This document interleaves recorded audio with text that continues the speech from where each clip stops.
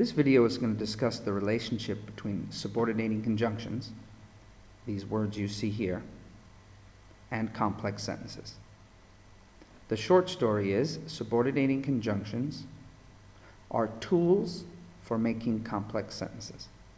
These are the words we use to make complex sentences. They come in different categories. For example, time. This video will discuss the use of before. Cause and effect. Because is very high frequency. Opposition or contrast, we use although. And condition, one of the most common is we use if. But what's important is to remember is that all of these words, when making complex sentences, will act grammatically in the same way. So the rule that applies for using before or after applies when using while. The same rule for because is used for in order that. The same rule for although is the same rule for whereas. The same rule for if is the same rule for unless. In other words, they're all subordinating conjunctions, they all make complex sentences, and they all follow the same grammatical patterns. It's just that different words have different tools. These show time, these show cause and effect, these show contrast or opposition, and these show condition. I'll show you some examples from each category. Before that, however, we need to look at some very, very important concepts. These concepts are subordinating conjunctions make complex sentences. You can't have a complex sentence without a subordinating conjunction.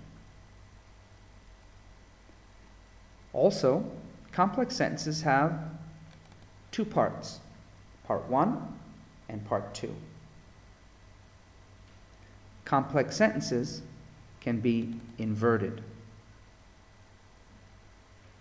This means that complex sentences can start with the subordinating conjunction, or the subordinating conjunction can be in the middle of the sentence.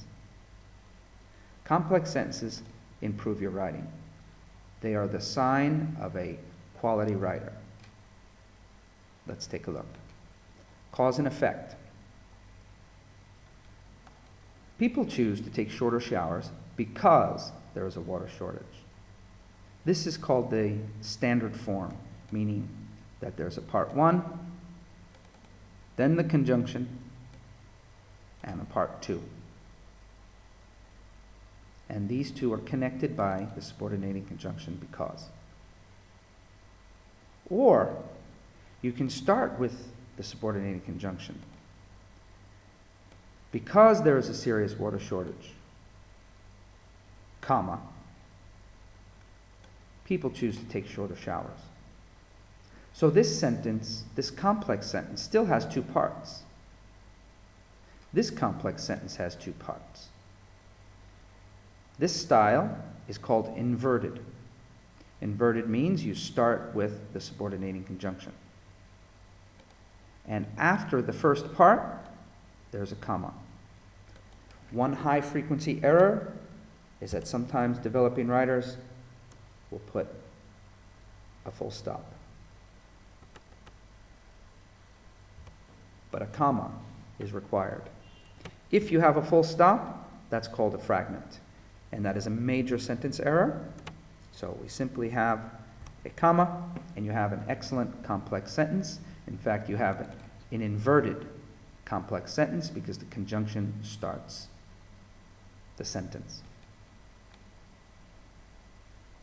Okay, contrast, also known as opposition. Again, in the middle, in the beginning. Standard, inverted. Extreme sports can be dangerous, although many people choose to participate. Part 1, part 2, connected with the conjunction. So if we invert the sentence, we put the conjunction in the beginning, although extreme sports can be dangerous, comma, many people choose to participate. Condition. One of the most frequent sentences for condition is if, and we know that conditionals are a separate category of complex sentences, but they're high frequency. Inverted, if we recycle, comma, I am sure the environment will benefit. Standard, I'm sure the environment will benefit if we recycle. Comma, no comma. Time, we should brainstorm before we write our essays.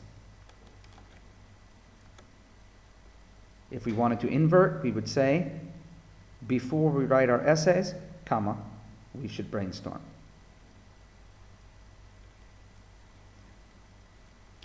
Okay, that's the relationship between subordinating conjunctions, these words you see here, and complex sentences. Remember that complex sentences help your writing. They show sentence variety. They have two parts, and they are very, very necessary for quality writing.